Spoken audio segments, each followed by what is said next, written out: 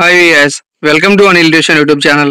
So ఎవరైతే యొక్క group 2 mains కి ప్రిపేర్ అవుతున్నారో వాళ్ళందరికీ కూడా ఏపీ హిస్టరీకి సంబంధించినటువంటి భయాన్ని పోగొట్టడానికి అంటే ఏపీ హిస్టరీ అనేది ఎంత సులభంగా నేర్చుకోవచ్చా, అదేవిధంగా ఏపీ హిస్టరీ అనేది మీరు ఏ విధంగా చదవాలి అనే ఉద్దేశంతో మనం ఏపీ హిస్టరీకి సంబంధించినటువంటి వీడియోస్ అనేవి మన ఛానల్లో ఆల్రెడీ అప్లోడ్ చేయడం జరుగుతుంది.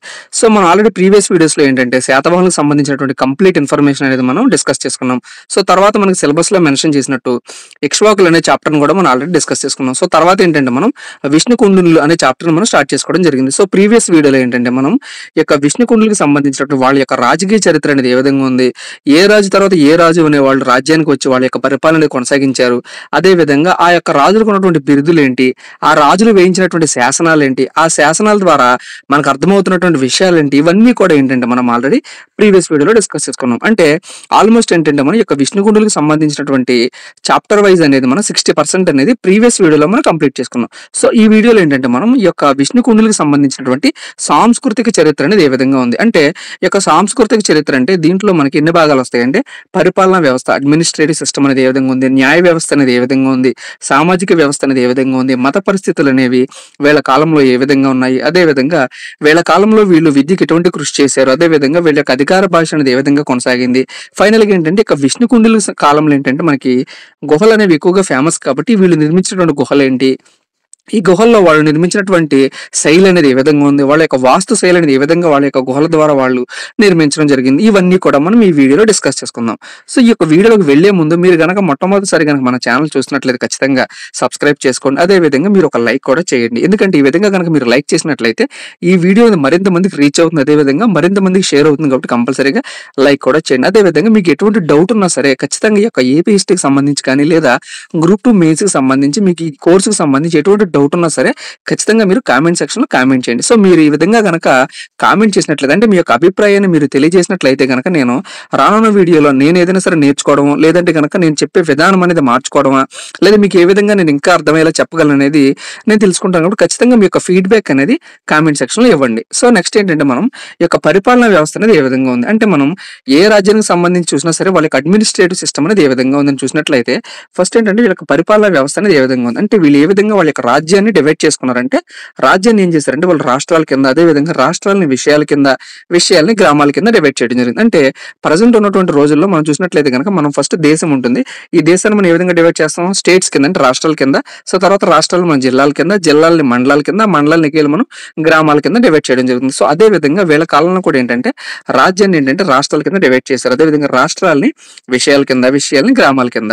సో ఈ యొక్క రాజ్యాన్ని అంతా కూడా పరిపాలించేటువంటి వ్యక్తి ఎవరంటే రాజు అనమాట. అంటే ఈ రోజు మనకి దేశానికి ఏ విధంగా అయితే ప్రధానమంత్రి ఉంటాడో అదే విధంగా రాజ్యానికి సంబంధించినటువంటి సూచనలు కానీ ఈ యొక్క రాజ్యానికి సంబంధించిన ముఖ్య నేత ఎవరంటే కనుక మనకి ఇక రాజు అనమాట. అదే విధంగా రాష్ట్రాలను ఏలేటువంటి నాయకుడు అంటే రాష్ట్రాలను పరిపాలించినటువంటి వాడికి ఏంటంటే ఒక పేరు అనేది వాళ్ళు పెట్టడం జరిగింది. అంటే రాష్ట్రానికి సంబంధించినటువంటి పరిపాలన మొత్తం కూడా ఏంటంటే రాష్ట్రీకుడు అనే ఒక వ్యక్తి ద్వారా పరిపాలన అనేది నిర్వహించడం జరుగుతుంది. అంటే ఈ రోజు మనకి గవర్నర్ అనే అతని మీదుగా ఏ విధంగా అయితే పరిపాలన అనేది నిర్వహించడం జరుగుతుందో రాష్ట్రంలో, అదే విధంగా రాష్ట్రీకుడు అనే పేరు మీద ఏంటంటే ఇక రాష్ట్ర పరిపాలన అనేది నిర్వహించడం జరుగుతుంది. ఇంకోటి ఏంటంటే విషయాలు, ఈ యొక్క విషయాలు అంటే ఏంటంటే ప్రజెంట్ ఉన్నటువంటి జిల్లాలు ఏవైతే ఉన్నాయో వీటిలో ఏమంటారంటే విషయాలు అని చెప్పి పేర్కొనడం జరిగింది అనమాట. ఈ యొక్క విషయాలని నిర్వహించే అధికారి లేదా ఈ యొక్క విషయాలకు సంబంధించినటువంటి అధికారి ఎవరంటే కనుక మనకి విషయాధిపతి అనమాట.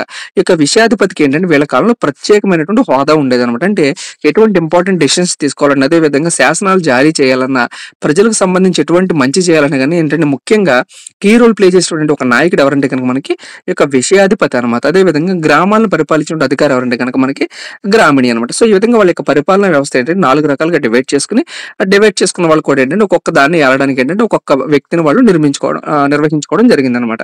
సో నెక్స్ట్ ఏంటంటే వీళ్ళ కాలంలో చతురంగ బలాలు అనేవి కూడా ఉన్నాయి అనమాట. సో చతురంగ బలాలు అంటే ఏంటంటే మనం ఆల్రెడీ ప్రీవియస్ వీడియోలో చెప్పుకుంటూనే వచ్చాం. సో చతురంగ బలాలు అంటే ఏంటంటే మెయిన్గా ఏంటంటే 4 రకాల బలాలు అనమాట. అంటే ఏ రాజ్యం తీసుకున్నా సరే వాళ్ళ యొక్క రాజ్యం అనేది అత్యున్నత స్థాయికి చేరాలంటే లేదా వాళ్ళ యొక్క రాజ్యం అనేది సుభిక్షంగా ఉండాలన్నా లేదా వాళ్ళ రాజ్యం అనేది ఆర్థిక సుఖ సంతోషాలతో విరజల్లాలన్నా కూడా ఏంటంటే ఈ యొక్క చతురంగ బలాలు అనేవి చాలా ఇంపార్టెంట్ రోల్ ప్లే చేస్తాయి అనమాట. అందులో ఏంటంటే ఫస్ట్ ఆఫ్ ఆల్ గజబలం, అంటే ఏనుగులు గనక పరిపాలిస్తున్న రాజులు ఎవరైతే ఉన్నారో వాళ్ళు కనుక గజబలం అనేది ఎక్కువగా ఉంటే కనుక వాళ్ళు యుద్ధాలకు వెళ్ళేటప్పుడు ఏంటంటే వాళ్ళకి సహాయపడతాయి. అదే విధంగా అశ్వబలము, అంటే గుర్రాలు అనేవి ఎక్కువగా ఉన్నట్లయితే కనుక వాళ్ళు యుద్ధాలకు వెళ్ళడం కానీ లేదా గుర్రాల ద్వారా కూడా ఏంటంటే వాళ్ళు ఒక రాజ్యం నుంచి ఇంకొక రాజ్యం మీదకి దండెత్తడానికి ఏంటంటే ప్రయాణ సాధన కింద వాళ్ళు గుర్రాలను కూడా వాడేవాళ్ళనమాట. సెక్షన్ మూడోది ఏంటంటే రథబలం. అంటే రథాలనేవి గనక ఎక్కువగా ఉంటే ఏంటంటే వాళ్ళు కూడా వాళ్ళ యొక్క యుద్ధాల ద్వారా ఏంటంటే రథాలు సంపాదించుకోవడం, లేదా రథాల ద్వారా కూడా ఏంటంటే వాళ్ళ యొక్క ప్రావీణ్యతని వేరే రాజులకి చెప్పడం జరిగిందనమాట. అదే విధంగా లాస్ట్‌ది ఏంటంటే పదాతి దళము. సో మీరు గనక ఒకసారి గనక 'బాహుబలి' సినిమా చూసినట్లయితే, సో 'బాహుబలి' సినిమాలో మనకి ఈ యొక్క ప్రభాస్ గనక పట్టాభిషిక్తుడు అయ్యేటప్పుడు ఏంటంటే చూసినట్లయితే గనక మనకి ఇక్కడ 4 రకాల బలాలనేవి మనకక్కడ పిక్చర్‌లో కనిపిస్తాయి. అంటే అక్కడ మనకి ఏనుగులు కనిపిస్తాయి. అదే విధంగా గుర్రాలు, అదే విధంగా రథాలు, అదే విధంగా పదాతి దళం. పదాతి దళం అంటే ఎవరంటే రాజుకు ముందుగా నడుచుకుంటూ వెళ్తారనమాట. వాళ్ళేంటంటే రాజుకు ముందు నడుచుకుంటూ వెళ్ళి వాళ్ళ చేతుల్లో ఏంటంటే మనకి ఈ యొక్క ఏవైతే సిల్లనేవి ఉంటాయో, అదేవిధంగా భటులనేవాళ్ళు ఏ విధంగా ఉంటారో వాళ్ళందరిని ఏమంటారంటే మనకి పదాతి దళం కింద పిలవడం జరుగుతుందనమాట. ఈ యొక్క పదాతి దళం అనేవాళ్ళు ఉండేవాళ్ళనమాట. సో ప్రత్యేకించి వేళ కాలంలో ఏంటంటే గజబలాన్ని మెయింటైన్ చేయడానికి, అంటే ఏవైతే ఉన్నటువంటి ఏనుగులు ఉన్నాయో వాటిలన్నిటిని కూడా మెయింటైన్ చేయడానికి గజబలానికి సంబంధించి ఒక అధికారిని వాళ్ళు నిర్వహించడం జరిగింది. సో అతన్ని ఏమంటారంటే గనక హస్తికోస అని పిలవడం జరిగిందనమాట. అంటే గజబలాధిపతి, అంటే గజాలు ఏవైతే ఉన్నాయో, ఏనుగులు ఏవైతే ఉన్నాయో ఆ ఏనుగులంతటికి కూడా ఒక అధికారి పర్యవేక్షణలోనే వాళ్ళు నిర్వహించుకోవడం జరిగిందనమాట. సో అతన్ని ఏమంటారంటే హస్తికోస అని పిలవడం జరుగుతుంది. అదే విధంగా వీరకోస అంటే ఏంటంటే పదాతి దళాపతి. అంటే పదాతి దళం ఏదైతే ఉందో, అంటే నడుచుకుంటూ వెళ్తున్న సైనికులు ఎవరైతే ఉన్నారో వాళ్ళందరినీ కూడా ముందుండి నడిపించేటువంటి నాయకుడు ఎవరంటే కనుక మనకి వీరకోస అనమాట. అదే విధంగా ఇంకోటి ఏంటంటే ఫలదారుడు అంటే ఏంటంటే, సో ఇతని యొక్క పని ఏంటంటే, సో అక్కడ ఉన్నటువంటి ప్రజలు ఎవరైతే ఉన్నారో వాళ్ళందరూ కూడా ఏంటంటే పంటను పండిస్తారు కదా, ఆ పంటను పండించిన తర్వాత ఏంటంటే దాంట్లో ఎంత భాగం రాజుకు చెల్లించాలి. అంటే ఆ రోజుల్లో ఏంటంటే ఉమ్మడి హక్కులు ఉండేవి కాదు కాబట్టి ఎవరైతే పంటను పండిస్తున్నారో అటువంటి సామాన్యమైనటువంటి ప్రజలు ఎవరైతే ఉన్నారో వాళ్ళందరూ కూడా ఏంటంటే వాళ్ళు పండించేటువంటి పంట ఏదైతే ఉందో ఆ పంటలో కొంత భాగం అనేది రాజుకి ఇవ్వాలన్నమాట. అంటే ప్రెజెంట్ ఈ రోజుల్లో మనం ఏ విధంగా అయితే ట్యాక్స్ అనేది గవర్నమెంట్ కడతామో అదే విధంగా ఆ రోజుల్లో ఏంటంటే ఏదైతే పంట పండించారో దాంట్లో కొంత భాగం అనేది ఏంటంటే రాజుకి ఇవ్వాలన్నమాట. సో ఆ రాజు ఎంత ఇవ్వాలి అనేది నిర్ణయించే అధికారి ఎవరంటే కనుక మనకి ఫలదారుడు అనమాట.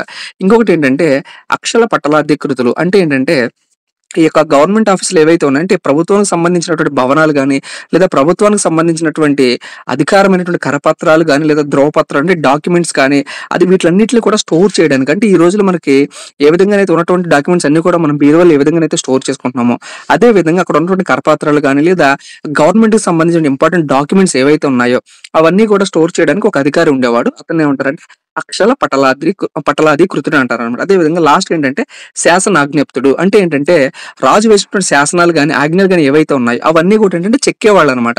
అవన్నీ కూడా రాసేవాళ్ళని ఏమంటారంటే కనుక మనకి శాసనాజ్ఞప్తులు అంటారనమాట. సో ఈ విధంగా వాళ్ళ యొక్క పరిపాలన వ్యవస్థ అనేది ఉందన్నమాట. సో నెక్స్ట్ చూసినట్లయితే మనం వాళ్ళ యొక్క న్యాయ వ్యవస్థ అనేది ఏ విధంగా అంటే జ్యుడిషియల్ సిస్టమ్ అనేది ఏ విధంగా ఉంది. సో వీళ్ళ కాలంలో ప్రత్యేకించి ఏంటంటే రాజే అత్యున్నత అధికారం అనమాట. అంటే రాజుకు ఏ న్యాయానికి సంబంధించినటువంటి ఫైనల్ డెసిషన్ ఎవరు తీసుకోవాలన్నా కూడా ఏంటంటే అత్యున్నత న్యాయస్థానం మనకి రాజు ఆస్థానం అనమాట. అంటే రాజు ఆస్థానంలో రాజే ఫైనల్ అనమాట. అదే విధంగా విష్ణుకుండిల కాలం ఏంటంటే అత్యున్నత న్యాయాధికారి మనకి రాజుగా చెప్పుకోవచ్చు. అదే విధంగా రాజుని ఏంటంటే దైవాంశ సంబోధుడిగా పరిగణించేవాడు అనమాట. అంటే దైవం తర్వాత దైవం కింద రాజుని అక్కడ ఉన్నటువంటి ప్రజలందరూ కూడా ఏంటంటే పూజించడం, అదే విధంగా గౌరవించడం జరిగిందనమాట. ఇంకొకటి ఏంటంటే ప్రత్యేకించి వీళ్ళ కాలంలో నేర నిర్ణయంలో అంటే ఏంటంటే ఏదైనా సరే గనక ఒక నేరం చేసినట్లయితే ఆ నేరం చేసిన అతను వాడు దోష నిర్దోష అని చెప్పడానికి ఏంటంటే వీళ్ళ కాలంలో ఏంటంటే ముఖ్యంగా కొన్ని దివ్య పరీక్షలు అనేవి జరిగాయి అనమాట. సో ఈ దివ్య పరీక్షల గురించి ఆల్రెడీ మనం చెప్పుకున్నాం. సో మరలా ఒకసారి చెప్తా చూడండి. సో దివ్య పరీక్షలు అంటే ఏం లేదు, ఆ రోజుల్లో ఏంటంటే సలసలా కాగుతున్నటువంటి నూనె ఏదైతే ఉందో ఆ నూనెలో గనక ఏదైనా సరే నేరం చేసిన వ్యక్తిని ఏంటంటే ఆ నూనెలో పడేసేవాళ్ళు అనమాట. ఒకవేళ గనక అతని పాదాలు గనక కాలినట్లయితే గనక అతను దోషి అనమాట. అంటే అతను నేరం చేసినట్టు. అలా కాలకుండా గనక బయటకు వచ్చినట్లయితే ఏంటంటే అతను నిర్దోషి అనమాట. అదే విధంగా పాముల పొట్టలో ఏంటంటే చేయి పెట్టమనేవాళ్ళు అనమాట. ఈ విధంగా చేయి పెట్టిన తర్వాత పాము గనక కాటేస్తే గనక అతను ఏంటంటే నేరం చేసినట్టు అనమాట, దోషి అనమాట. లేదంటే గనక నిర్దోషి. అదే విధంగా బాణాలు అనేవి ఒక గోడ మీద నుంచోబెట్టి ఏంటంటే గోడ పక్కన అనేక బాణాలు అనేవి సంధించేవాళ్ళు అనమాట. ఈ విధంగా బాణాలు సంధించినప్పుడు ఏంటంటే బాణాలు గనక అతనికి తగలకుండా అతను తప్పించుకుంటే గనక అతను నేరం చేసినట్లు కాదనమాట. ఒకవేళ కనుక బాణాలు తగిలి అనుకోండి అతను ఏంటంటే నేరం చేసినట్టు అనమాట. అంటే ఈ విధంగా ఈ యొక్క దివ్య పరీక్షలు అనేవి ఇక విష్ణుకుండుల కాలంలో ఏంటంటే ముఖ్యంగా ఉండేవని మనం ఆల్రెడీ చదువుకున్నాం అనమాట. సో ఎక్కువగా ఎవరి కాలంలో ఉండేవంటే మనకి మాధవవర్మ 2 అంటే 2వ మాధవవర్మ కాలంలో, అదేవిధంగా 3వ గోవిందవర్మ ఎవరైతే ఉన్నారో ఇతని కాలంలో ఏంటంటే ఎక్కువగా ఈ యొక్క దివ్య పరీక్షలు అనేవి వీళ్ళ కాలంలో నిర్వహించడం జరిగింది.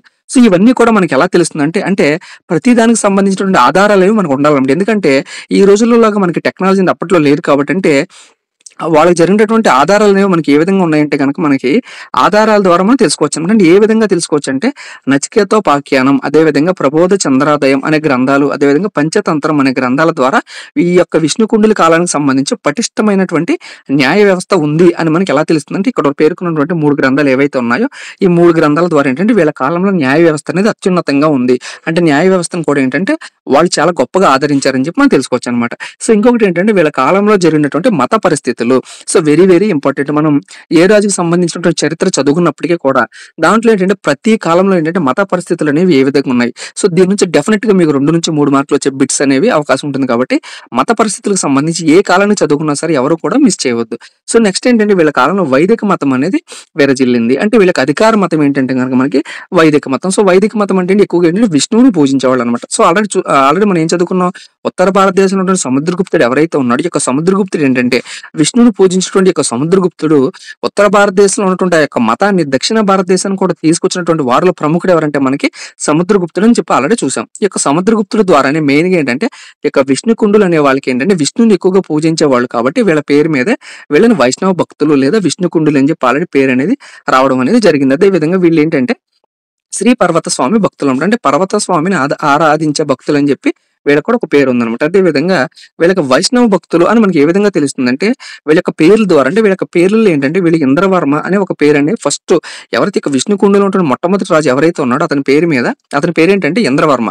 సో ఇంద్రవర్మ అని ఇంద్రుడు అంటే ఎవరు మనకి విష్ణువులో ఉన్నటువంటి ఒక అవతారం అనమాట. అంటే ఈ విధంగా వాళ్ళ యొక్క పేర్ల ద్వారా ఏంటంటే వీళ్ళు వైష్ణవ భక్తులు అని చెప్పి మనకు అర్థమైంది.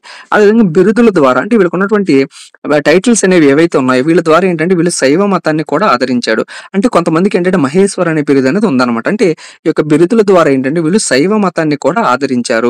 అంటే వైష్ణవంతో పాటు శైవ మతాన్ని కూడా వీళ్ళ కాలంలో ఎక్కువగా ఆదరించినట్లు మనకు అర్థం చేసుకోవచ్చు అనమాట. అదేవిధంగా వీళ్ళ కాలంలో ప్రత్యేకించి ఏంటంటే కేవ్ టెంపుల్స్ అనేవి వెరీ ఫేమస్ అనమాట. అంటే ఏంటంటే గుహలు అనేవి ఏవైతే ఉన్నాయో ఈ యొక్క గుహలు అనేవి మనకి సౌత్ ఇండియాలో అంటే దక్షిణ భారతదేశంలో మనకి మొట్టమొదటిసారిగా ఈ యొక్క గుహలను తవ్వించింది లేదా ఈ యొక్క గుహలను తొలిపించింది ఎవరు అని కనుక ఎగ్జామ్ పాయింట్ ఆఫ్ వ్యూ అడిగినట్లయితే కనుక మనకి విష్ణుకుండినులు. అలా కాకుండా భారతదేశం టోటల్‌గా ఏంటంటే మన ఇండియాలో భారతదేశం మొత్తం మీద కూడా మనకి ఈ విధంగా గుహాలయాలు నిర్మించింది ఎవరంటే గనుక మనకి ఉత్తర భారతదేశంలో ఉన్నటువంటి గుప్తులు లేదా మౌర్యులు అని చెప్పుకోవచ్చు. బట్ దక్షిణ భారతదేశంలో గనుక మొట్టమొదటిసారి ఈ విధంగా గుహలు లేదా గుహాలయాలు త్రవ్వించింది ఎవరని చూసినట్లయితే కనుక మనకి యొక్క విష్ణుకుండిలు అనమాట. అదే విధంగా భారతదేశంలోనే మొట్టమొదటిసారిగా హిందూ దేవాలయాలు నిర్మించింది ఎవరు అనేది చూసినట్లయితే కనుక మనం ఇక్ష్వాకులు అనమాట. అంటే హిందూ దేవాలయాలను నిర్మించింది ఎవరంటే కనుక మనకి ఇక్ష్వాకులు. అలా కాకుండా గుహాలయాలు నిర్మించింది ఎవరంటే కనుక మన దక్షిణ భారతదేశంలో మనకి విష్ణుకుండిలు అనమాట. అదేవిధంగా వీళ్ళ కాలంలో మనకి ఈ యొక్క 2వ మాధవవర్మ కాలంలో ఏంటంటే మనకి మీరు కనుక ఒకసారి విజయవాడ ఎప్పుడైనా సరే ఇంద్రకీలాద్రి గుడికి వెళ్ళినట్లయితే ఇంద్రకీలాద్రి గుడికి వెళ్లే ముందు ఏంటంటే కింద మనకి ఎంట్రన్స్ లోనే ఒక 2 గుహలు అనేవి ఉంటాయి అనమాట. అక్కడ ఏంటంటే మనకి అక్కన్న మాదన్న గుహలు అనేవి ఉంటాయి అనమాట. సో ఈ అక్కన్న మాదన్న అనే గుహలు కూడా మనకి ఒక విష్ణుకుండిల కాలంలోనే వీళ్ళు నిర్మించడం జరిగింది అనమాట. అదే విధంగా త్రయంబక ఆలయం, అదే విధంగా కేసరగుట్టలో ఉన్నటువంటి ఒక ఆలయం ఇవన్నీ కూడా మనకి ఎవరి కాలం నిర్మించారంటే 2వ మాధవర కాలంలో ఈ యొక్క గుహలన్నీ కూడా మనకి నిర్మించడం జరిగింది అనమాట. అదే విధంగా కొన్ని వేల్పూరు శాసనం ప్రకారం ఏంటంటే వీళ్ళు గణపతి ఆలయాన్ని అదే విధంగా యముడుకు సంబంధించినటువంటి ఆలయాలను కూడా ఏంటంటే వీళ్ళు గుహల్లో చెక్కారు అని చెప్పి మనకి ఏ విధంగా తెలుస్తుంది అంటే వేల్పూరు శాసనం ప్రకారం మనకి తెలుస్తుంది అనమాట. అదే విధంగా మత పరిస్థితుల్లో భాగంగా నెక్స్ట్ ఏంటంటే వీళ్ళ కాలంలో మనకి బౌద్ధ మతం అనేది ఏ విధంగా ఉంది అంటే వీళ్ళు బౌద్ధ మతాన్ని ఏ విధంగా ఆదరించారా లేదా బౌద్ధ మతాన్ని ఏమైనా వీళ్ళు బౌద్ధ మతాన్ని వీళ్ళు నిరాశకు గురి చేశారని చెప్పి చూసినట్లయితే వీళ్ళ కాలంలో ఏంటంటే బౌద్ధ మతం అనేది అంతగా ప్రాముఖ్యం పొందనప్పటికీ కూడా ఎంతో కొంత మనకి ఈ యొక్క బౌద్ధ మతం అనేది ప్రాముఖ్యం ఉందని చెప్పి అర్థం చేసుకోవచ్చు అనమాట. ఎందుకంటే అప్పట్లో ఉన్నటువంటి బౌద్ధ క్షేత్రం ఏంటంటే మనకి బొజ్జన కొండ అంటే వైజాగ్ లో ఉన్నటువంటి బొజ్జన కొండ ఏదైతే ఉందో ఇదేంటంటే మనకి బౌద్ధులు ఎవరైతే ఉన్నారో వాళ్ళందరికీ కూడా ఒక క్షేత్రం కింద మనకి బాగా ఫేమస్ అయిందని చెప్పుకోవాలన్నమాట. అదే విధంగా మనకి ఆల్రెడీ పృథ్వీమలుడు మనకి మూల వంశానికి చెందినటువంటి పృథ్వీమలుడు ఎవరైతే ఉన్నాడో అతని కూతురిని మనకి గోవిందవర్మ వివాహం చేసుకోవడం చెప్పి ఆల్రెడీ చూసాం కదా. ఈ యొక్క వాళ్ళ యొక్క కూతురు పేరు ఏంటంటే మనకి పరమ మహాదేవి. ఈ యొక్క పరమ మహాదేవి ఏంటంటే బౌద్ధుల మీద ఉన్నటువంటి ప్రేమతో అంటే బౌద్ధులందరికీ కూడా ఏదైనా సహాయం చేయాలి, బౌద్ధ మతాన్ని ఎక్కువగా వ్యాప్తి చేయాలి అనే ఉద్దేశంతో ఈవిడ ఏంటంటే బౌద్ధుల కోసం ఒక గ్రామాన్ని దానం చేసింది. అంటే బౌద్ధుల కోసం ఒక విహారాన్ని నిర్మించింది. సో ఇంద్రపురం అనే గ్రామంలో ఏంటంటే ఒక విహారాన్ని ఈవిడ నిర్మించిందని చెప్పి మనం ఆల్రెడీ చూసాం కదా. ఈ యొక్క ఇంద్రపురం అనే గ్రామాన్ని ఈవిడ నిర్వహించడం ద్వారా ఏంటంటే మనకి బౌద్ధ మతం అనేది వీళ్ళ కాలంలో అందరు రాజుల కాలంలో కాకపోయినప్పటికీ కూడా ఈవిడ కాలంలో ఏంటంటే మనకి బౌద్ధ మతం అనేది ఎక్కువగా వ్యాప్తి చెందిందని చెప్పుకోవచ్చనమాట. అదే విధంగా ఈ యొక్క బౌద్ధ మతస్థుల కోసం ఏంటంటే పెనకపుర, అదే విధంగా ఇరుందార అనే గ్రామాలను కూడా బౌద్ధ సన్యాసులు ఎవరైతే ఉన్నారో వాళ్ళందరికీ కూడా మెయింటెనెన్స్ చేసుకోవడానికి ఈ యొక్క గ్రామాలను దానం చేశారని చెప్పి వాళ్ళ భర్త గోవిందవర్మ ద్వారా మనకి ఏం తెలుస్తుందంటే పెనకపుర, అదేవిధంగా ఇరుందార గ్రామాలని దానం చేసినట్లు తెలుస్తుందన్నమాట. అదేవిధంగా హైదరాబాద్‌లోని ప్రస్తుతం ఉన్నటువంటి హైదరాబాద్ ఏదైతే ఉందో మూసీ నది పరివాహక ప్రాంతంలో చైతన్యపురి అని ఒక గ్రామం ఉంటుంది. ఈ యొక్క చైతన్యపురి అనే గ్రామంలో ఏంటంటే ఈ యొక్క బౌద్ధ భిక్షువుల కోసం ఈ యొక్క మొదటి గోవిందవర్మ ఎవరైతే ఉన్నారో ఇతను ఏంటంటే ఒక గోవింద విహారాన్ని ఈ యొక్క బౌద్ధ సన్యాసులు ఎవరైతే ఉన్నారో వాళ్ళందరికీ కూడా వాళ్ళందరి కోసం కూడా ఏంటంటే కట్టడం జరిగిందనమాట. సో ఇది యొక్క బౌద్ధులకు సంబంధించినటువంటి సమాచారం అంటే బౌద్ధ మతం అనేది వీళ్ళ కాలంలో ఉంది. కానీ ఏంటంటే పతనా వ్యవస్థకు చేరుకుందనమాట. ఎందుకంటే ఫైనల్ స్టేజ్‌కి వచ్చేసిందనమాట. అంటే మనం శాతవాహనుల కాలంలో చూసినట్లయితే గనుక బౌద్ధ మతం అనేది చాలా ఎక్కువగా వ్యాప్తి చెందింది. అదేవిధంగా బౌద్ధులు అనేవాళ్ళు ఎక్కువ సంఖ్యలో ఉన్నారని చెప్పి చూడొచ్చనమాట. కానీ వీళ్ళ టైంకి ఏంటంటే బౌద్ధ మతం ఉంది, కానీ బౌద్ధ మతం అనేది ఫైనల్ స్టేజ్‌కి వచ్చేసిందనమాట. అంటే పతనా వ్యవస్థకు చేరుకుందనమాట. ఎందుకంటే మెయిన్ చూసినట్లయితే వజ్రాయనం అనే కాన్సెప్ట్ ద్వారా అనమాట. అంటే ఏంటంటే వజ్రాయనం ద్వారా ఏంటంటే చీలిక అనేది ఏర్పడిందనమాట. అంటే బౌద్ధ సన్యాసులు ఎవరైతే ఉన్నారో, అంటే బౌద్ధ మతస్థులు ఎవరైతే ఉన్నారో వాళ్ళందరిలో ఏంటంటే ఒక చీలిక అనేది స్టార్ట్ అయిందనమాట. అంటే ఏంటంటే సో వీళ్ళందరూ అక్కడ ఉన్నటువంటి హిందువులు ఏం చేసేవాళ్ళంటే వీళ్ళందరూ కూడా ఇక్కడ బౌద్ధ సన్యాసులు ఎవరైతే ఉన్నారో వాళ్ళతో ఏం చెప్పేవాళ్ళంటే బుద్ధుడు కూడా ఒక విష్ణువు అవతారమే. బుద్ధుడు అనే అతను ఏంటంటే ఒక దేవుడు కాదు. బుద్ధుడు అనే అతను కూడా ఒక వ్యక్తి. అతను ఏంటంటే విష్ణువులో ఉన్నటువంటి ఒక అవతారం. అంటే మనకి విష్ణు అవతారంలో మనకి కూర్మ అవతారం, అదేవిధంగా మత్స్య అవతారం అని ఏ విధంగా ఉందో అదే విధంగా బుద్ధుడు కూడా ఏంటంటే ఒక విష్ణు అవతారం అని చెప్పి ఇక్కడ ఉన్నటువంటి ప్రజలందరూ కూడా హిందువులు ఎవరైతే ఉన్నారో వీళ్ళందరూ కూడా ఏంటంటే ప్రచారం అనేది చేయడం జరిగిందనమాట. సో ఎప్పుడైతే ఈ విధంగా ప్రచారం అనేది చేశారో ఆల్రెడీ ఉన్నటువంటి యొక్క బౌద్ధులు ఎవరైతే ఉన్నారో వీళ్ళందరూ కూడా కొంతమంది దీన్ని నమ్మి ఏంటంటే బౌద్ధ మతం నుంచి హిందూ మతంలో కొంతమంది మారిపోయారనమాట. ఇంకొకటి ఏంటంటే ఈ విధంగా హిందూ మతంలోకి మారిపోతున్నారని చెప్పి అక్కడ ఉన్నటువంటి బౌద్ధ సన్యాసులు ఏం చేశారంటే వజ్రయానం అనే ఒక కాన్సెప్ట్ ని తీసుకురావడం జరిగింది. అంటే ఏంటంటే వీళ్ళు హిందువులాగానే ఏంటంటే బుద్ధుడిని కూడా పూజించడం జరిగింది అనమాట. అంటే బుద్ధుడికి కూడా గుడి కట్టడం, అదే విధంగా బుద్ధుడికి కూడా నైవేద్యాలను సమర్పించడం, అదే విధంగా హిందువులు ఏ విధంగానైతే ప్రస్తుతం ఉన్న గొడవలు ఏంటంటే వాళ్ళు మంత్రాలు, అదే విధంగా నరబలులు ఏ విధంగా అయితే హిందువులు గొడవలు ఇస్తారో అదే విధంగా వీళ్ళు ఏం చేస్తారంటే మేము కూడా అదే విధంగా ఇస్తామని చెప్పి అంటే ఈ యొక్క బౌద్ధులు ఎవరైతే ఉన్నారో వీళ్ళందరూ హిందువుల్లోకి వెళ్లకుండా హిందువుల యొక్క ఆచారాలు ఏంటంటే వీళ్ళు కూడా కొనసాగించడం జరిగిందనమాట. సో ఎప్పుడైతే ఈ విధంగా వీళ్ళు విగ్రహాలను పూజించడం, అదేవిధంగా నరబలులు ఇవ్వడం, అదేవిధంగా మంత్ర ఉచ్చారణలు చేయడం ఇవన్నీ చేయడం వల్ల ఏంటంటే ఈ యొక్క బౌద్ధులు ఎవరైతే ఉన్నారో వాళ్ళకు కూడా నచ్చలేదనమాట. అంటే మేము చేస్తున్నటువంటి ఈ యొక్క పని వల్ల ఏంటంటే మాకు గొప్ప జరగకపోగా ఏందంటే, ఇక బౌద్ధులు ఎవరైతే ఉన్నారో వీళ్ళందరూ కూడా ఏంటి, ఈ యొక్క బౌద్ధ సన్యాసులు ఎవరైతే ఉన్నారో వీళ్ళందరూ అసహించుకుని వీళ్ళందరూ ఏంటంటే అగైన్ హిందూ మతంలో కన్వర్ట్ అవ్వడం జరిగిపోయిందనమాట. అంటే ఈ యొక్క వజ్రాయనం అనే కాన్సెప్ట్ తీసుకొచ్చిందేమో బౌద్ధులు, అయినప్పటికీ కూడా అక్కడ ఉన్నటువంటి వాళ్ళకి నచ్చక ఏంటంటే వీళ్ళందరూ కూడా అగైన్ ఏంటంటే హిందూ మతంలోకి వెళ్ళిపోయారనమాట. అందువల్ల ఏంటంటే మనకి ఈ యొక్క బౌద్ధ మతం అనేది పతనా వ్యవస్థకు చేరుకుందని చెప్పి చెప్పుకోవచ్చు అనమాట. అదే విధంగా ఈ యొక్క బౌద్ధ సన్యాసులకు సంబంధించి మనకి చివరి తెలుగు బౌద్ధ పండితుడైనటువంటి దెగ్నాగుడు అనే ఒక వ్యక్తి ఉంటాడనమాట. సో ఇతని ప్రకారం ఏంటంటే ఇతను ఈ వెంగి ప్రాంతంలో నివసించేవాడు. అదేవిధంగా అంటే ప్రస్తుతం ఉన్నటువంటి దెందులూరు ప్రాంతం సరిహద్దు ప్రాంతాలు ఏవైతే ఉన్నాయో ఈ యొక్క సరిహద్దు ప్రాంతాల్లో నివసించే బౌద్ధులకు సంబంధించినటువంటి కొన్ని సమాచారం అనేది ఇతని ద్వారా మనకి తెలుస్తుంది అనమాట. అదేవిధంగా కాళిదాసు రచించినటువంటి మేఘ సందేశం మన గ్రంథం ద్వారా ఏంటంటే ఇతను కరీంనగర్ అనే పరిసర ప్రాంతాల్లో కూడా ఇతను నివసించినట్లు, అదేవిధంగా బౌద్ధ సన్యాసులు ఎవరైతే ఉన్నారో వాళ్ళందరం కోసం కూడా ఏంటంటే ఇతను అనేక ఉపన్యాసాలు చేసినట్లు మనకి తెలుస్తుంది అనమాట. సో దీనికి సంబంధించినటువంటి సమాచారం మనకి ఏ విధంగా తెలుస్తుందంటే ఇతను రాసినటువంటి ప్రమాణ సముచ్చయం అనే గ్రంథం ఏదైతే ఉందో సంస్కృతంలో రాస్తాడు. సో ఈ గ్రంథం ద్వారా ఏంటంటే ఇతను కరీంనగర్ పరిసర ప్రాంతాలు, అదేవిధంగా వేంగి పరిసర ప్రాంతాల్లో నివసించి అక్కడ ఉన్నటువంటి బౌద్ధులు ఎవరైతే ఉన్నారో వాళ్ళందరికీ కూడా ఉపన్యాసాలు ఇచ్చాడని చెప్పి మనకు అర్థమవుతుంది అనమాట. సో నెక్స్ట్ మతం చూసినట్లయితే మనం జైన మతం అనమాట. అంటే బౌద్ధ మతం తర్వాత జైన మతం అనేది వీళ్ళ కాలంలో ఏ విధంగా ఉంది అంటే మనకి గ్రూప్ 2 మెయిన్స్ కనుక మీరు అబ్జర్వ్ చేసినట్లయితే మనకి బిట్స్ అనేవి డైరెక్ట్ గా ఇవ్వట్లేదు అనమాట. అంటే మనకి కాన్సెప్ట్ వైజ్ మనకి బిట్స్ అనేవి ఇవ్వడం జరుగుతుంది. అందువల్ల ఏంటంటే మీరు ఫస్ట్ ఆఫ్ ఆల్ ఏంటంటే కాన్సెప్ట్ అనేది నేర్చుకోండి. సో ఈ కాన్సెప్ట్ నేర్చుకున్న తర్వాత నేను నెక్స్ట్ వీడియోస్ లో ఏంటంటే ప్రీవియస్ బిట్స్ ఏ విధంగా ఉంటాయి, అదే విధంగా మనం సొంతంగా మల్టిపుల్ చాయిస్ క్వశ్చన్స్ అనేవి ఏ విధంగా ప్రాక్టీస్ అవ్వాలి ఇవన్నీ కూడా ఏంటంటే నేను నెక్స్ట్ వీడియోలో చెప్తాను. కాబట్టి మీరందరూ కూడా అప్పటి వరకు ఏంటంటే మన ఛానల్ సబ్స్క్రైబ్ చేసుకుని మీకు కనుక నచ్చినట్లయితే ఖచ్చితంగా ఎవరైతే ఒక గ్రూప్ 2 ప్రిపేర్ అవుతున్నారో వాళ్ళందరికీ షేర్ చేయండి. సో ఇక్కడ మనం జైన మతానికి సంబంధించి చూసినట్లయితే కనుక ఇక జైన మతానికి సంబంధించినటువంటి గురువు ఎవరంటే అప్పుడు మనకి నయనసేనుడు అని ఒక గురువు ఉండేవాడు అనమాట. ఇక జైన మతానికి సంబంధించి ఇతను రాసినటువంటి ధర్మామృతం అనే గ్రంథం ద్వారా ఏంటంటే వీళ్ళలో విష్ణుకుండుల్లో కూడా ఒక రాజు అనే అతను ఏంటంటే జైన మతాభిమాని అని చెప్పి మనకి అర్థమవుతుంది అనమాట. అంటే ఈ యొక్క విష్ణుకుండులో ఉన్నటువంటి మొట్టమొదటి రాజు ఎవరు మనకి ఇంద్రవర్మ అనే మొట్టమొదటి రాజు ఎవరు ఉన్నారు, ఇతను ఏంటంటే జైన మతాభిమాని అని చెప్పి ఇక నయనసేనుడు రాసినటువంటి ధర్మామృతం అనే గ్రంథం ద్వారా మనకి అర్థమవుతుంది అనమాట. అంటే ఎవరెవరు ఏ గ్రంథాలు రాశారు అనేది కూడా మీరు చదువుకోవాల్సిన అవసరం ఎంతైనా ఉందన్నమాట. సో ఒకవేళ కనుక మీకు ఇంపార్టెంట్ పాయింట్స్ ఏమైనా కావాలంటే కనుక నోట్ చేసుకోండి, లేదు ఈ యొక్క పీడిఎఫ్ కావాలంటే కనుక మీరు ఖచ్చితంగా మన ఛానల్లో జాయిన్ అవ్వండి. అదేవిధంగా ఈ యొక్క జైన మతానికి సంబంధించి మనకి యొక్క మూల వంశానికి చెందినటువంటి ఉద్యములుడు ఎవరైతే ఉన్నాడో ఇతనేంటంటే గుంటూరు పరిసర ప్రాంతాల్లో వడ్డెమాన దగ్గర ఏంటంటే ఒక విహారం అనేది నిర్మించడం జరిగిందనమాట. సో ఎవరి కోసం ఇది? జైనుల కోసం అనమాట. అంటే జైనుల కోసం గుంటూరు పరిసర ప్రాంతాల్లో వడ్డెమాన అనే ప్రాంతాల్లో ఏంటంటే జైనుల కోసం ఏంటి గుహాలయాలని విహారాలనేవి ఇతను నిర్మించడం జరుగుతుంది. అంటే ఈ విధంగా శాతవాహనుల తర్వాత జైన మతం అనేది అంతగా అభివృద్ధి చెందక ఈ యొక్క జైన మతం కూడా ఏంటంటే మనకి బౌద్ధ మతం లాగే పతనా వ్యవస్థకి చేరుకుందని చెప్పుకోవచ్చు అనమాట. అదే విధంగా వీళ్ళ కాలంలో నెక్స్ట్ ఏంటంటే ఆర్థిక పరిస్థితులు అనేవి ఏ విధంగా ఉన్నాయి అంటే ఆర్థిక పరిస్థితుల ద్వారా ఏంటంటే వాళ్ళ యొక్క రాజ్యం అనేది ఏ విధంగా ఉందో మనం అర్థం చేసుకోవచ్చు అనమాట. అంటే శాతవాహన కాలం లాగా ఏంటంటే వీళ్ళ యొక్క ఆర్థిక పరిస్థితులు అనేవి అంత గొప్పగా లేవు అనమాట. మనం శాతవాహన కాలం చూసినట్లయితే కనుక వాళ్ళ కాలంలో ఆర్థిక పరిస్థితులు అనేవి చాలా గొప్పగా ఉన్నాయని చూసి ఎందుకంటే బంగారు నాణాలను వాళ్ళు బంగారు నాణాలతో వాళ్ళు వ్యాపారం చేయడం అదే విధంగా అనేక నాణ్యాలు అనేవి వాళ్ళ కాలంలో మనకి అభివృద్ధి చెందని చెప్పి మనం ఆల్రెడీ చూసుకున్నాం కదా.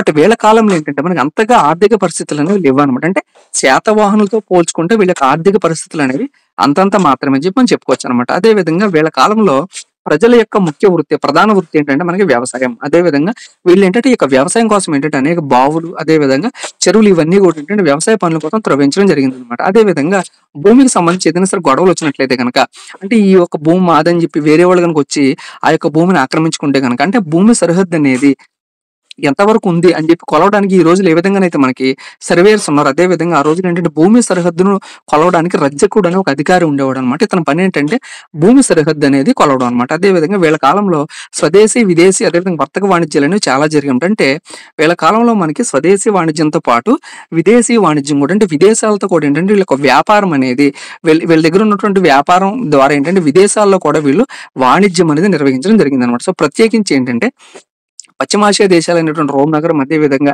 ఈజిప్ట్ నగరం కూడా వీళ్ళు ఏంటంటే వ్యాపార వాణిజ్యాలను కొనసాగించడం జరిగిందనమాట. ప్రస్తుతం స్వదేశీ ప్రాంతంలో ఉన్నటువంటి ప్రాంతాలు ఏమంటే కనుక స్వదేశీ వర్తక వాణిజ్య కేంద్రాలు బొజ్జనకొండ అంటే వైజాగ్ అదేవిధంగా ఏలేశ్వరం కానాపూర్ ఈ మూడు ఏంటంటే ప్రత్యేకించి ఫేమస్ అనమాట. అంటే స్వదేశీ వర్తక వాణిజ్య కేంద్రాలు కనుక చూసినట్లయితే మనకి మూడు అనమాట. అలా కాకుండా రేవు పట్టణాలు చూసినట్లయితే కనుక మనకి యొక్క మోటుపల్లి రేవు పట్టణం యొక్క మోటుపల్లి రేవు కేంద్రం ద్వారా ఏంటంటే విదేశీ వ్యాపారం అంటే విదేశాలకు ఎక్కువగా వ్యాపారం అనేది వాళ్ళు యొక్క మోటుపల్లి రేవు కేంద్రం ఏదైతే ఉందో రేవు పట్టణం ఏదైతే ఉందో దాని ద్వారా వాళ్ళు చేసేవాళ్ళు. దీంతో పాటు ఏంటంటే కోడూరు రేవు పట్టణం ఈ యొక్క కోడూరు అనే రేవు పట్టణం ద్వారా కూడా ఏంటంటే వీళ్ళు ఎక్కువగా విదేశాలతో వ్యాపారం అనేది చేసేవాళ్ళు అనమాట. అదేవిధంగా చైనా యాత్రికుడు అయినటువంటి యొక్క పాహియన్ ఎవరైతే ఉన్నాడో ఈ యొక్క పాహియన్ ఏం చెప్పాడంటే ఇతని ద్వారా ఏంటంటే మనకి వీళ్ళ కాలంలో గవ్వలు అనేవి అంటే ఈ రోజు ప్రస్తుతం ఏ విధంగా అయితే మనకి ఏదైనా సరే మనం కొనుక్కోవాలని ఏం చేయాలన్నా మనకి ఏంటంటే కరెన్సీ నోట్ల ద్వారా ఏంటంటే మన యొక్క చలామణిని మనం ద్రవ్యం ద్వారా కరెన్సీ నోట్ల ద్వారా ఏంటంటే మన యొక్క చలామణి అనేది ఉంటుంది అనమాట. అంటే వీళ్ళ కాలంలో ఏంటంటే షెల్స్ ద్వారా అంటే గవ్వల ద్వారా ఏంటంటే వీళ్ళు ద్రవ్య చలామణి చేసేవారని చెప్పి మనకి ఎవరి ద్వారా తెలిసిందంటే చైనా యాత్రికుడు అయినటువంటి పాహియన్ ద్వారా తెలిసిందనమాట. అదే విధంగా ఇంకొక యాత్రికుడు అయినటువంటి హుయాన్ సాంగ్ ద్వారా ఏంటంటే మనకి ఇతనేం చెప్పాడంటే నాగార్జున కొండపై అంటే గుంటూరులో ఉన్న నాగార్జున కొండ ఏదైతే ఉందో ఆ కొండపై ఏంటంటే బుద్ధునికి సంబంధించినటువంటి బంగారు విగ్రహాలు అనేవి అనేకం బయలుపడి అని చెప్పి యొక్క హుయాన్ సాంగ్ రచనల ద్వారా మనకి తెలుస్తుంది అనమాట.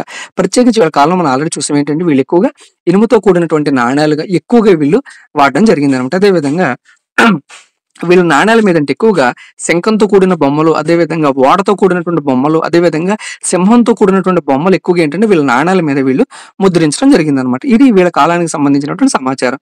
సో నెక్స్ట్ ఏంటంటే విద్య అంటే ఎడ్యుకేషన్ అనేది వీళ్ళ కాలంలో ఎలా ఉందని చూసినట్లయితే సో విద్యకు సంబంధించి ఆల్రెడీ వీళ్ళ యొక్క రాజభాష విష్ణుకుండుల కాలానికి సంబంధించినటువంటి రాజభాష ఏంటి అని చూసినట్లయితే సంస్కృతం చెప్పి ఆల్రెడీ చదువుకున్నాం కదా.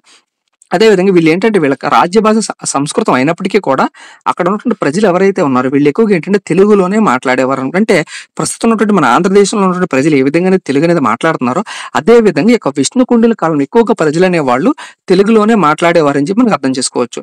ఎందుకంటే ప్రతి శాసనంలో ఏంటంటే వాళ్ళు గ్రామం పేరు అనేది చెక్కేవారు అనమాట. ఆ గ్రామం పేరు కూడా ఏంటంటే ప్రత్యేకించి తెలుగులోనే ఎక్కువగా వాళ్ళు చెక్కినటువంటి గ్రామాల పేర్లు అనేవి కూడా ఏంటంటే ఎక్కువగా ఏంటంటే తెలుగులోనే ఉన్నాయని చెప్పి మనం అర్థం చేసుకోవచ్చు. అదేవిధంగా వాళ్ళు చెక్కినటువంటి రంగారెడ్డిలోని కేసరగట్ట అనే ప్రదేశంలో ఒక శాసనం చెక్కడం జరుగుతుంది. ఆ శాసనంలో ఏంటంటే మనకి తొలుచు వాండ్రు అనే ఒక తెలుగు పదం అనేది బయలుపడుతుంది. అంటే ఈ విధంగా తెలుగుకు సంబంధించి వాళ్ళు ఎక్కువగా ఇంపార్టెన్స్ అనేది ఇచ్చారని కూడా మనం అర్థం చేసుకోవచ్చు. అదేవిధంగా గటికల గురించి ఆల్రెడీ మనం ప్రీవియస్ వీడియోలో చదువుకున్నాం. సో గటికలు ఏంటంటే సింపుల్ గా ఈ రోజు ఉన్నటువంటి ఎడ్యుకేషన్ సిస్టమ్ అంటే విద్యాలయాలను ఏ విధంగా ఉన్నాయి అదేవిధంగా గటికల ద్వారా ఏంటంటే బ్రాహ్మణులు ఎవరైతే ఉన్నారో 5 సంవత్సరాలు దాటినటువంటి బ్రాహ్మణులందరికీ కూడా విద్యను వాళ్ళు కనుక అభ్యసించాలంటే కనుక ఈ గటికల్లోకి వెళ్ళి వాళ్ళు ఈ యొక్క పాఠశాలలకు వెళ్ళి వేద పాఠశాలకు వెళ్ళి వాళ్ళు విద్యను అభ్యసించేవాళ్ళు. ఇదంతా మనకి ఎలా తెలిసిందంటే ఉదంకుడు రాసినటువంటి ఈ యొక్క సోమవేదం అనే గ్రంథం ఏదైతే ఉందో దాని ద్వారా ఏంటంటే వీళ్ళు బ్రాహ్మణులు అనేవాళ్ళు ఈ యొక్క గట్టికల ద్వారా వాళ్ళ యొక్క విద్యను కొనసాగించారు. వాళ్ళు వాళ్ళ యొక్క విద్యను అభ్యసించారని చెప్పి మనకి ఇక గట్టుకుల ద్వారా ఈ యొక్క ఉదంకుడు రాసినటువంటి సోమవేదం అనే గ్రంథం ద్వారా మనకి తెలుస్తుంది. అదేవిధంగా చిక్కుళ్ళ తామర శాసనంలో మనకి ఆల్రెడీ చదువుకున్నాం. విజయోత్సవ సంవత్సరంబులు అనే తెలుగు వాక్యం అనేది మనకి బయలుపడిందని చెప్పి మనం ఆల్రెడీ చదువుకున్నాం. అది కూడా మనకి ఒక ఎడ్యుకేషన్ పాయింట్ ఆఫ్ వ్యూలో మనం చదువుకోవాల్సి ఉంటుంది. సో ఫైనల్ గా ఏంటంటే గుహలు, వీళ్ళ కాలానికి సంబంధించినటువంటి ఫేమస్ గుహలు అనేవి మనకి అలా విష్ణుకుండులు అంటేనే గుహలు అంటేనే కనుక విష్ణుకుండులు అని చెప్పి మనం ఆల్రెడీ చదువుకున్నాం. అంటే మీరు కనుక ఎప్పుడైనా సరే బస్సులో కానీ రైళ్లలో కానీ ప్రయాణం చేసేటప్పుడు ఏంటంటే మీకు ఏదైనా సరే దూరంగా ఒక కొండ కనిపిస్తుంది. ఆ కొండ పక్కన కనుక ఒక దేవాలయం కనుక ఉన్నట్లయితే కనుక ఖచ్చితంగా అది విష్ణుకుండుల కాలం నాటిది. అంటే విష్ణుకుండులే ఖచ్చితంగా ఆ కొండను తొలిపించి అక్కడ గుహాన్ని వాళ్ళు నిర్మించారని చెప్పి మనం ఆల్రెడీ ఏ విధంగా చదువుకున్నామో అదే విధంగా వీళ్ళ కాలంలో ఉన్నటువంటి ప్రత్యేకించి మొగల్రాజపురం గుహలు, విజయవాడలో ఉన్నటువంటి మొగల్రాజపురం గుహలు అనేవి చాలా ఫేమస్ అనమాట. ఈ యొక్క మొగల్రాజపురం గుహలు ఏంటంటే మనకి ఈ యొక్క గుహను ఏంటంటే వాళ్ళు 5 భాగాలకు విభజించడం జరిగింది అనమాట. అంటే 5 భాగాలుగా ఆ యొక్క గుహను వాళ్ళు కట్టడం జరిగింది అనమాట. అందులో ఏంటంటే మనం చూసినట్లయితే మొదటి 2 గుహలు ఏంటంటే చాలా ప్రాచీనమైనటువంటి గుహలు అనమాట. అదేవిధంగా మిగిలినటువంటి గుహలు ఏవైతే ఉన్నాయో ఇందులో ఏంటంటే నాలుగో రకం గుహలు ఏంటంటే దుర్గాదేవి విగ్రహాన్ని వాళ్ళు పెట్టడం జరిగింది అనమాట. అంటే దుర్గాదేవికి సంబంధించిన విగ్రహాన్ని వాళ్ళు చెక్కి ఈ యొక్క 4వ రకం గుహలో వాళ్ళు పెట్టడం జరిగిందనమాట.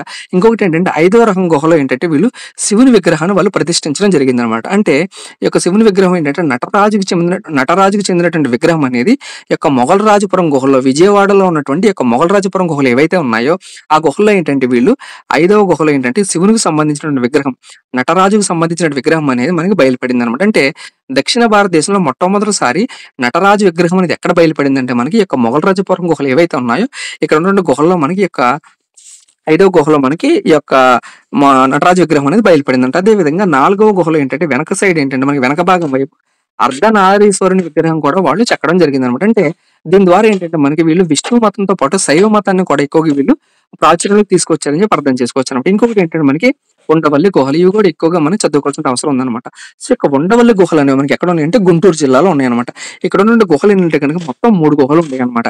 సో ఈ యొక్క ఉండవల్లి గుహలు ఉండే ప్రత్యేకత ఏంటంటే వీళ్ళు రాతి స్తంభాల మీద అనేక అంశాలు అనేవి వాళ్ళు చెక్కడం జరిగింది అనమాట. అంటే విష్ణువుకు సంబంధించిన అవతారాలు ఎన్నైతే ఉన్నాయో అవన్నీ కూడా ఏంటంటే వీళ్ళు రాతి స్తంభాల మీద అక్కడ ఉన్నటువంటి శిల్పులు ఎవరైతే ఉన్నారో వాళ్ళ ద్వారా చెక్కించడం జరిగింది అనమాట. అదే విధంగా లింగోద్భద అంటే ఏంటంటే శివునికి సంబంధించిన కథలన్నీ కూడా ఏంటంటే వీళ్ళు ఇక్కడ గుహల మీద చెక్కించడం జరిగింది అనమాట. అదే విధంగా ఈ యొక్క ఉండవల్లి గుహలు ఏంటంటే మనకి మొత్తం 3 గుహలు ఉంటాయి అని చెప్పి చూసాం కదా. అందులో ఏంటంటే మొదటి గుహ ఎలా ఉంటుంది, రెండో గుహ అనేది మనకి 4 అంతస్తుల కింద ఉంటుంది అనమాట. అంటే రెండో గుహను ఏంటంటే వీళ్ళు 4 అంతస్తుల కింద చెక్కడం జరిగింది అనమాట. ఈ యొక్క రెండవ అంతస్తులు ఏంటంటే మనకి అనంత పద్మనాభ స్వామి దేవాలయం ఏదైతే ఉందో అనంత పద్మనాభ స్వామికి సంబంధించినటువంటి శిల్పాలు అనేవి ఈ యొక్క రెండవ అంతస్తులో రాయిని చెక్కి వాళ్ళు ఈ యొక్క అనంత పద్మనాభ స్వామి విగ్రహం అనేది అక్కడ ప్రతిష్ఠించడం జరిగింది అనమాట. అదేవిధంగా సింహం, అదేవిధంగా పూర్ణ కుంభం సంబంధించినటువంటి శిల్పాలు అనేవి ఈ యొక్క చెక్కి ఈ యొక్క ఉండవల్లి గుహలు ఏవైతే ఉన్నాయో అక్కడ వాళ్ళు చెక్కి అక్కడ ఉంచడం జరిగింది అనమాట. అదేవిధంగా 4వ అంతస్తులు ఏంటంటే ఇక్కడ రెండో గుహలో ఉన్నటువంటి 4వ అంతస్తులు ఏంటంటే ఉత్పత్తి పిడుగు అనే ఒక తెలుగు పదాన్ని వాళ్ళు చెక్కడం జరిగింది. అంటే దీని అర్థం ఏంటంటే ఆ యొక్క శిల్పాలను ఎవరైతే చెక్కారో శిల్పుల శ్రేణి అనమాట. అంటే ఆ యొక్క శిల్పాన్ని చెక్కినటువంటి శ్రేణులు ఎవరైతే ఉన్నారో వాళ్ళ యొక్క పేరు అనేది వాళ్ళు ఈ యొక్క రెండవ గుహలో ఉన్నటువంటి 4వ అంతస్తులో వాళ్ళు చెక్కుకోవడం జరిగింది అనమాట. ఈ విధంగా ఉండవల్లి గుహలు కూడా మీరు అవకాశం ఉంటే కనుక ఒకసారి విజిట్ చేయండి. ఎందుకంటే కనుక ఈ విధంగా కనుక మీరు విజిట్ చేసినట్లయితే కనుక సబ్జెక్ట్ అనేది మీకు మరింతగా గుర్తుంటుంది అనమాట. సో నెక్స్ట్ చూసినట్లయితే మనకి వైజాగ్ లో మనకి బొజ్జనకొండ అనే ఒక కొండ ఉంటుంది. దీని కూడా వేళ కాలంలో ఎక్కువగా వాళ్ళు చెక్కడం జరిగింది. అంటే ప్రస్తుతం వైజాగ్ లో మనకి ఒక టూరిస్ట్ ప్లేస్ కింద ఉందన్నమాట. మీకు కనుక ఒక వెళ్ళకపోయినా సరే మీ దగ్గర ఆల్రెడీ మన దగ్గర మొబైల్స్ ఉన్నాయి కాబట్టి మీరు మొబైల్స్ లో ఒకసారి కనుక ఒక బొజ్జనకొండ గురించి కానీ లేదా మొగల్రాజపురం గుహల గురించి కానీ లేదా ఉండవల్లి గుహల గురించి కానీ మీరు ఒకసారి కనుక ఆ పిక్చర్స్ కనుక ఒకసారి చూసినట్లయితే మీకు సబ్జెక్ట్ అనేది మరింతగా గుర్తుంటుంది అనమాట. ఇంకొకటి ఏంటంటే ఇక భైరవకోన గుహలు, ఈ యొక్క భైరవకోన గుహలు ఏంటంటే నెల్లూరు జిల్లాలో ఉన్నాయన్నమాట. ఈ యొక్క భైరవకోన గుహలు ఏంటంటే మొత్తం 8 రకాల గుహలు ఉన్నాయి అనమాట. అంటే మొత్తం ఇక్కడ 8 గుహలు ఉన్నాయన్నమాట. ఈ యొక్క 8 గుహలు ఏంటంటే 1 నుంచి 7 గుహల వరకు ఏంటంటే శివుని గుహలు అనమాట. అంటే శివునికి సంబంధించిన ఆనవాళ్ళు, అదే విధంగా శివునికి సంబంధించిన విగ్రహాలన్నీ కూడా ఏంటంటే 1 నుంచి 7 గుహ వరకు కూడా ఏంటంటే వీళ్ళు చెక్కడం జరిగింది అనమాట. అదే విధంగా 8వ గుహ ఏంటంటే రేనాటి చోళులు అనమాట. అంటే రేనాటి చోళులు పరిపాలించిన రేనాటి చోళులు ఎవరైతే ఉన్నారో వీళ్ళకంటే ప్రాచీనమైనటువంటి రాజ్య వ్యవస్థ అనమాట. ఇది మనం చదువుకోవాల్సిన అవసరం లేదు. బట్ ఏంటంటే ఈ యొక్క 8వ దాంట్లో ఏంటంటే రేనాటి చోళులు యొక్క 8వ గుహను వాళ్ళు చెక్కించడం జరిగింది అనమాట. అదే విధంగా వీళ్ళకి సంబంధించి ఒక ఇంపార్టెంట్ పాయింట్ ఏంటంటే ప్రత్యేకించి వీళ్ళు వేదాలు అనేవి చేశారు. అంటే వీళ్ళు వైదిక మతస్థులని చెప్పి మనకి ఏ విధంగా తెలుస్తుందంటే వీళ్ళు వేదాలు అభ్యసించారు, అదేవిధంగా వేదాంగాలు చదివారు, అదేవిధంగా ఉపనిషత్తులు వీళ్ళు అభ్యసించారని చెప్పి మనకి ఏ విధంగా తెలుస్తుందంటే ప్రవశర్మ రాసినటువంటి తాండివాడ శాసనం ప్రకారం ఏంటంటే వీళ్ళందరూ కూడా అనేక యాగాలు చేశారు, అనేక వాజపేయి యాగాలు చేశారు, అదేవిధంగా అనేక వేదాలు వీళ్ళు అభ్యసించారు, ఉపనిషత్తులు వీళ్ళు చదివారని చెప్పి మనకి ప్రవశర్మ రాసినటువంటి ఒక తాండివాడ శాసనం ఏదైతే ఉందో దీని ద్వారా మనం అర్థం చేసుకోవచ్చు అనమాట. అంటే ఈ విధంగా మనకి విష్ణుగురులకు సంబంధించినటువంటి కంప్లీట్ చాప్టర్ అనేది మనం ఈ వీడియోలో కంప్లీట్ చేసుకున్నాం అనమాట.